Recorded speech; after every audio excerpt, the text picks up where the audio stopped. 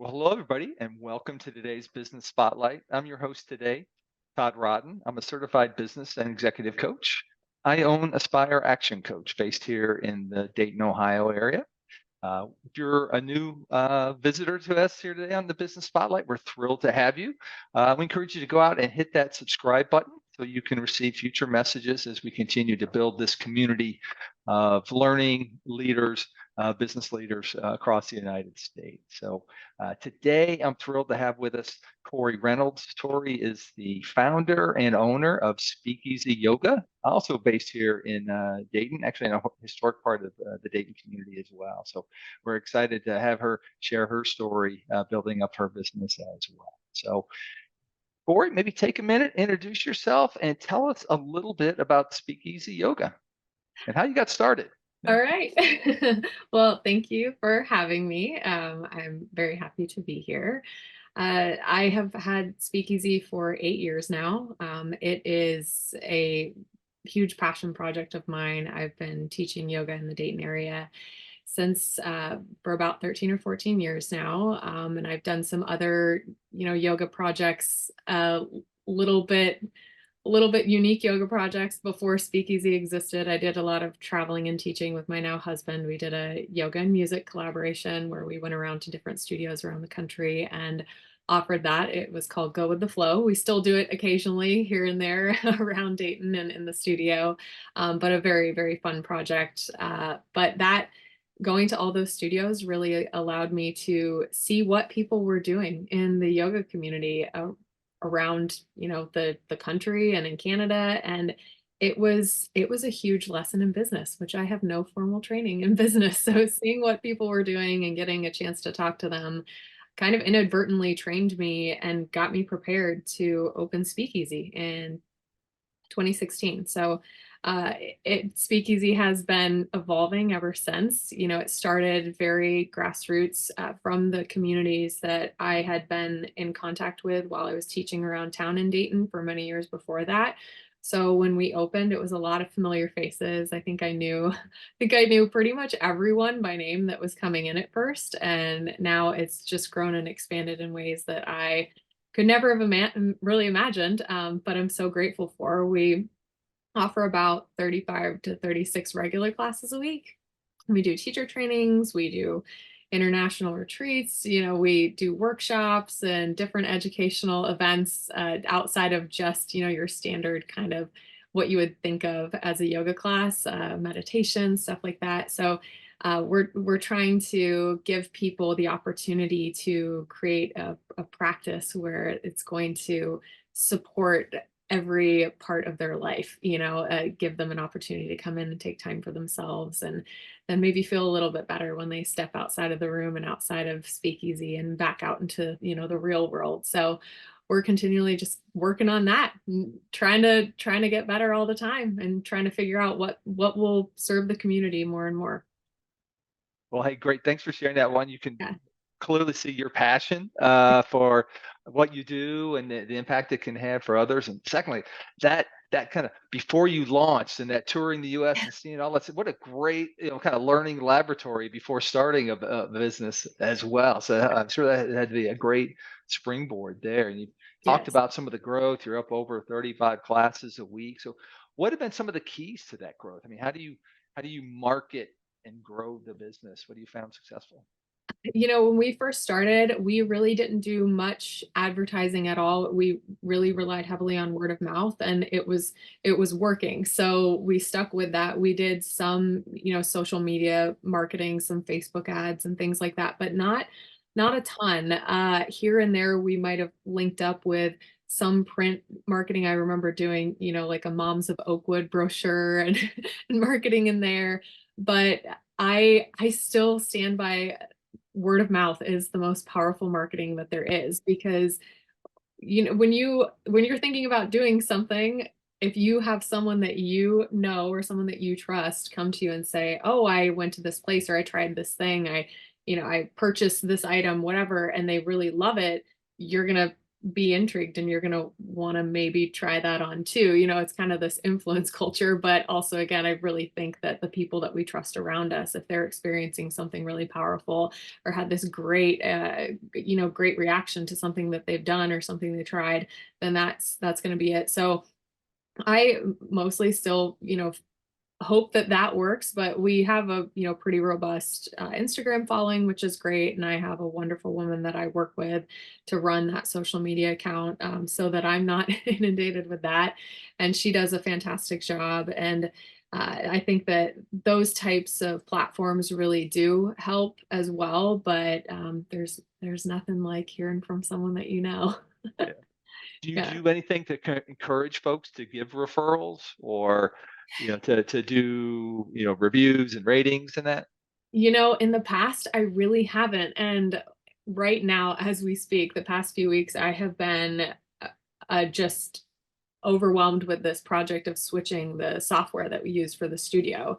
And there are a lot of different options out there for yoga studio software, which, someone who is not in the yoga studio market probably would be a little surprised to hear that, but there's quite a few to choose from. And we switched from a program that we've been using for the past 8 years, which has been so wonderful. And it's very, it's simple, it's direct, it's lovely, it's very user friendly, but we've outgrown it at this point. And so we are switching to a much more robust system that has a lot more capabilities. And in the consultation call with the rep from this company, he was going over all these different things that you can market with through just the software itself, including links to Google reviews, or just they have a whole leads program, and how to connect with people. There's SMS marketing built into this this program where you can text people directly when you're logged into the software. So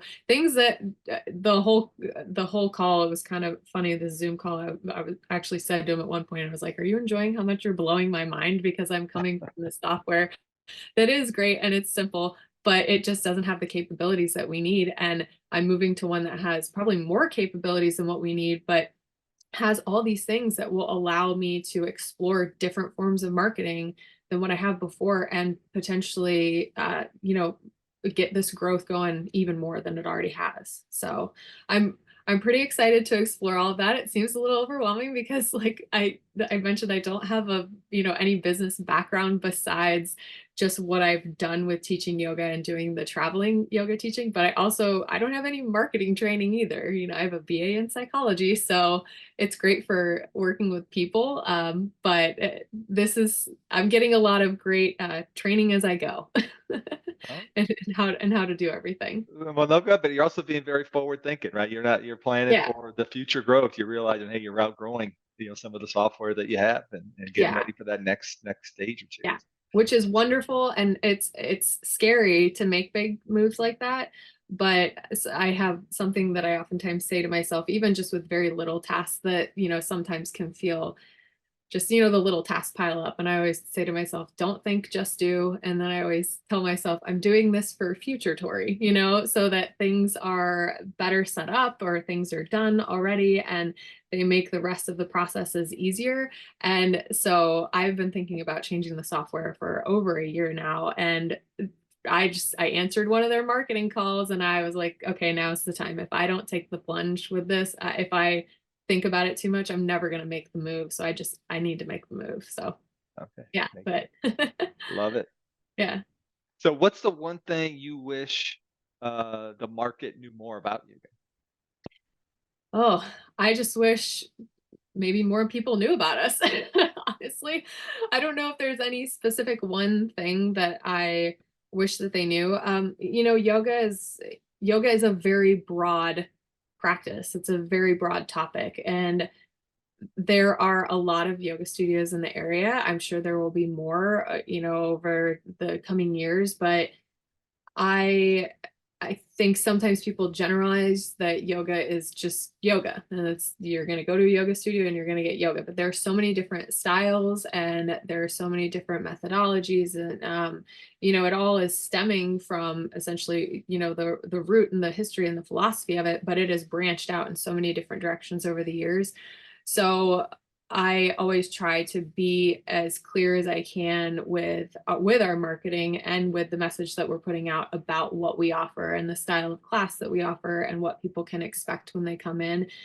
But my biggest aim within all of that is, even if someone comes in and we end up not really being the style that they want or being their space, and that's okay. Not every customer will end up being your customer for a long time. But I always just want people to be able to look at us from a distance, whether it's through marketing or social media or whatever, and get a vibe of that we're a welcoming, open-minded space, and everyone's welcome, and just to come and give it a try, not to rule it out before they give it a go, because they might love it. So yeah, just really getting people to know that we're here at all is my biggest thing, honestly.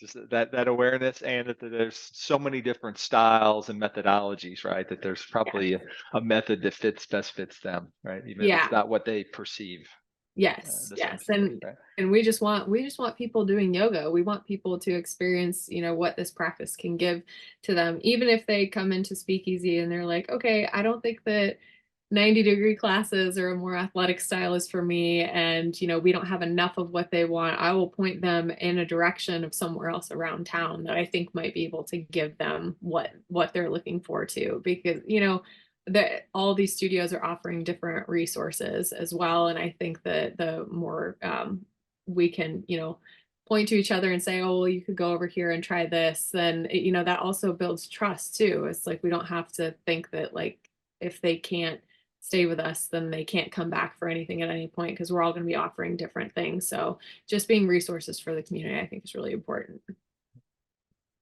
So mentioned, hey, you just celebrated your 8th anniversary, of the business opening here. So 8 years, the life and journey of a business owner, many ups and downs typically. So if you look back over that time, what's been the single biggest roadblock you had to overcome, and how did you do it, and what did you learn? COVID. The COVID? I'm sure Yeah. I'm sure other people have had the same response. Yeah, COVID was really challenging, and considering, our business is essentially to put people in a room together and close the doors and then tell them to breathe. Yeah. I was like, Yeah. And okay, this sweat is while you're doing it. Right. yeah, Right. I was like, this is going to be challenging. And I made the choice. I did consult with all the staff at the time and kind of got a feel for how they felt about it and everything. But I personally did not feel comfortable opening when we were allowed to reopen. We stayed closed for 13 months. But the day that we closed, I was typing out the email that we were going to close, and DeWine made the announcement that we had to close. But that day, that Sunday, I think it was March 15th or something in 2020, my husband actually does video production. He's a musician by trade, but he also does media, video production. So him and one of his friends had already gotten our room outfitted to Zoom our classes. And then over the next few months, we graduated from Zoom and we moved to a Vimeo OTT platform, which is probably one of the, I would say, highest quality streaming platforms for a business like ours that you can use. And so we were just constantly refining how we could stay connected with the community. But that was really hard because, you need revenue to keep your doors open. And we were trying to figure out how we could continue to offer the product, or the class or the experience to people without them actually being in the room. And luckily our community was pretty much in agreement with us. They weren't really ready to come back in person either. So we had a lot of loyalty and a lot of people really with us, and they were streaming classes, they were subscribing to the service. I learned a lot about applying for grants and funding and things that, again, I had no idea that I would have to do, because we opened Speakeasy on a dime. We were self-funded. I didn't apply for big loans or anything like that. So that was a new experience for me too. And I still had my business partner at that time as well. So I had a lot of support in navigating those things. And making a lot of those big decisions. But yeah, that was definitely the biggest hurdle of them all. And the fact that we survived and now we're really thriving at this point after, is just amazing. So do you continue to this day with the virtual sessions, the Yeah. Zoom, the other video platforms as well? Yeah. So we've continued to sign on with our Vimeo contract every May, and it's a big investment, but it's a really beautiful platform. It really is. The video quality is top notch. The sound is amazing, but also, like I said, my husband is in video production, so he also does a lot of audio mixing, and so we have a full we have a full kit of how we live stream these classes or how we do record on demand content. So it's really wonderful to have, Ben, my husband, was my first business partner when we did the traveling music stuff, and he does work for the studio as well. But having him there, I'm so lucky, because not every yoga studio owner who is faced with the same scenario that we were, not everyone has a built-in video and audio engineer to set up their online studio. But yeah, we still have about 100 subscribers, which is amazing. Yeah, and it's enough that we know that the clients really love it when they're out of town or when they can't make it in. And yeah, I'm planning to keep it at least for another couple years. Okay, outstanding. Well, I gotta Yeah, say that you took that challenge and actually ended up being a whole kind of new yeah. line of offerings, right? Well, That we'd continue also 4 years later. considered, Yeah. yeah, we had considered doing this before COVID too, and then COVID just forced us to do it, which otherwise it probably would have taken us years to get our shit together, to be Okay. totally honest. And yeah, we just made it happen, and now it's done. It's like, answering that call from the software company earlier this month, and jumping on that consultation call where I was like, okay, if I'm going to do this, I have to just do it. I can't overthink it. You just got to dive in. So So that was looking backwards. Now, as you yeah. look forward, you say, "Hey, what's the current big challenge you have in front of you?" So if I could give you a magic powder and you could sprinkle on it, and it would make that problem go away. What would that challenge area be?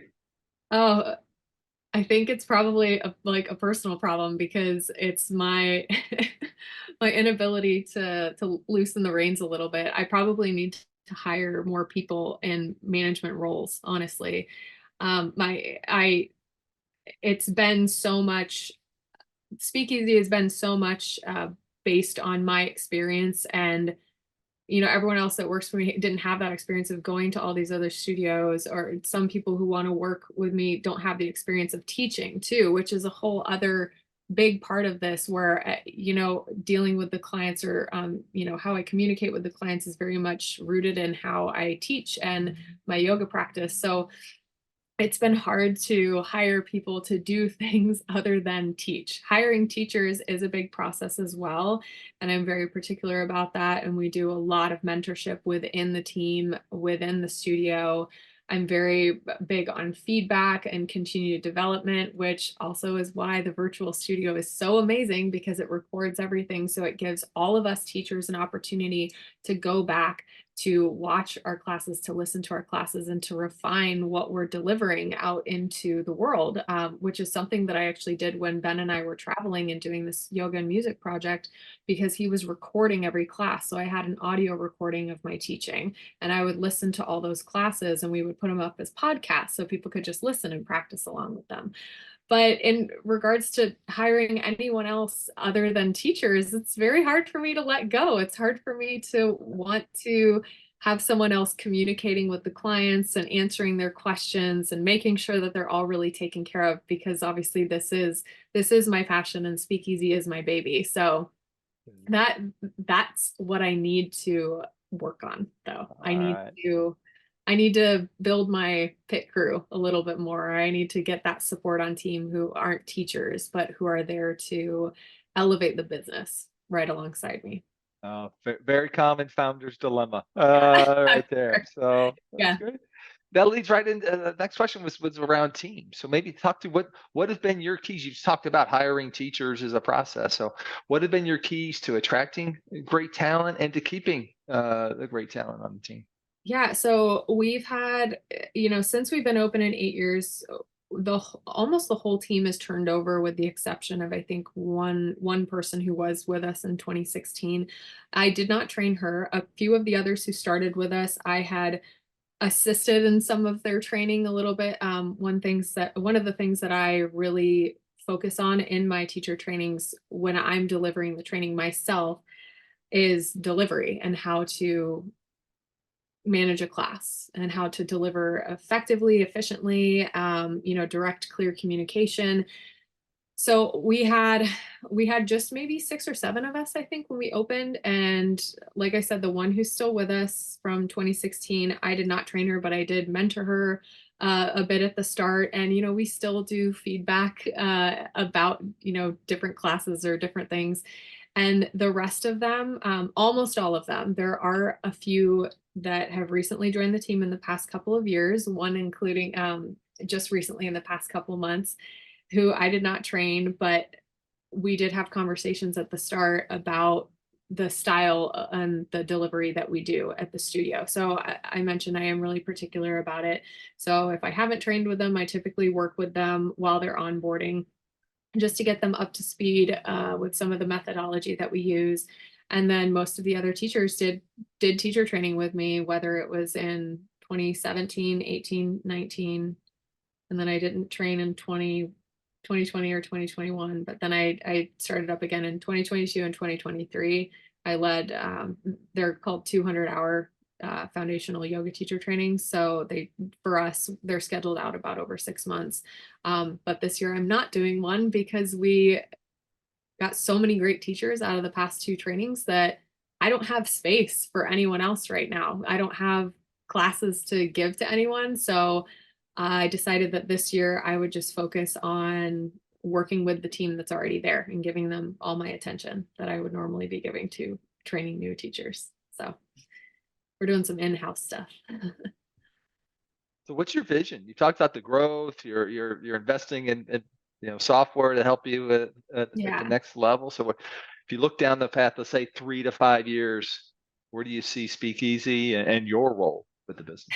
Yeah, I would love my role to be an evolution of what I talked about, a moment ago with having more support and being able to let go of some of the things that I do on the day to day so that I am able to focus as well on my teaching, because this is where this all started, is because I love teaching so much. And owning the business has been a little bit challenging in regards to time management and my ability to take trainings and do continued education for myself.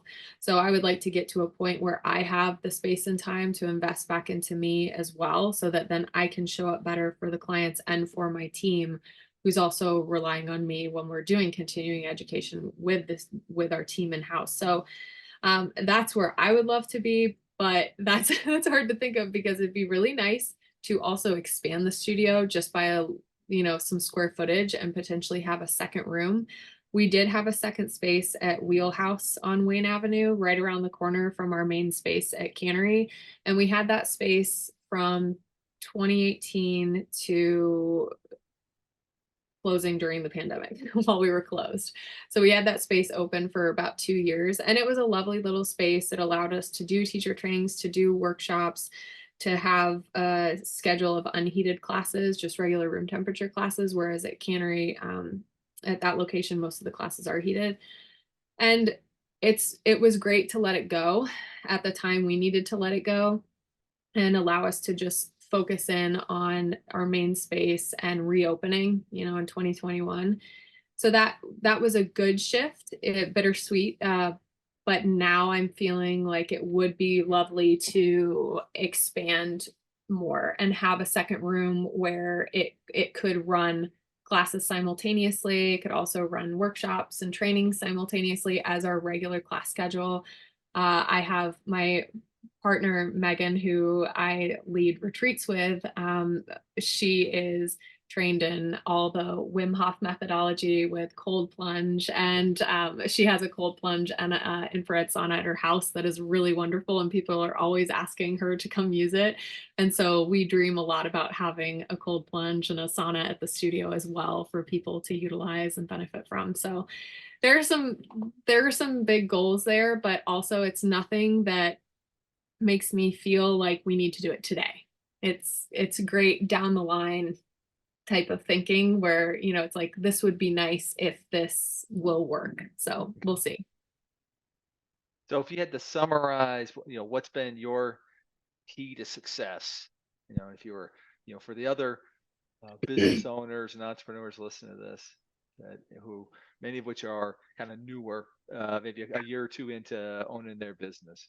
What's been a key to success, and hey, you want to make sure they were aware of, you'd love to share. Pick something that you love.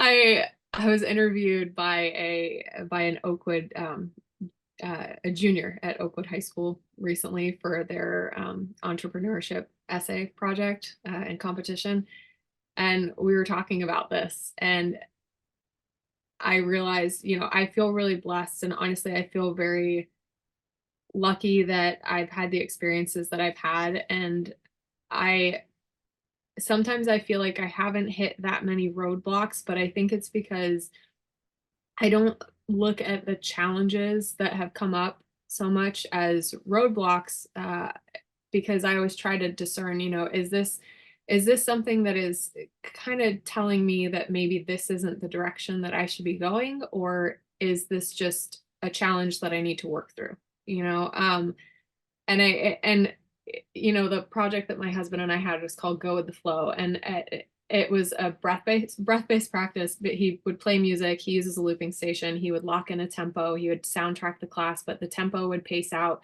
a 4-count inhale and a 4-count exhale, because we do a flow style of yoga. And it was a really connected, lovely experience. It still is whenever we do it, but we would talk to the classes at the start when we would do our introduction, and we would say, it's not just like, oh, peace and love, like go with the flow, like whatever. It's more about finding a level of presence to be able to really look at things and decide figure out where the flow is, and if that's the direction that you're meant to go in, and making a conscious decision to move that way or not. So whenever anything has felt really forced, I typically don't go there, to be totally honest. I'm like, this may not be this may not be the thing right now. And trusting your gut and your intuition, I think, is really, really valuable. I forever said that I wasn't going to open a studio until I was like in my late 30s, and I'm 36 now, and I've had the studio for 8 years. I always said it was a long-term thing if I ever did it, and I was like, no, no, no, I don't want to do it. And I had a friend who kept coming to me and telling me that Practice Yoga was going to close. He's like, you should try to buy it. You'd be great. You should do it. And then finally, like the third time he said it to me in May of 2015, it didn't feel like a roadblock anymore. It then all of a sudden felt like, oh no, this is an opportunity, and this could be a good one. And I think we've probably all had things in our lives that feel like that, where we're like, no, no, no. And then all of a sudden it's a yes. So really paying attention to what the little like whisper or nudge is I think very important. But also, like I said, choosing something that you really love and you're really passionate about, because oh my God, you are going to like eat, sleep, and breathe this thing that you are doing. So, and it better be worth all the tears and all the headaches, because there have been so many headaches and tears, but it's worth it. It is. And I know probably not everyone cries as much as I do, but it's important to love it, I think. Well, a great advice. That's a good way for us as we start to wrap up here. So, before I ask you that final question, what are the best ways for folks to learn more and to follow you and Speakeasy? Yeah, the website is about as informational as it can get. I'm constantly tweaking it based on questions that I get from people. So speakeasydayton.com is our URL, but you can also find us on Facebook, Speakeasy Yoga, and then on Instagram, Speakeasy Dayton.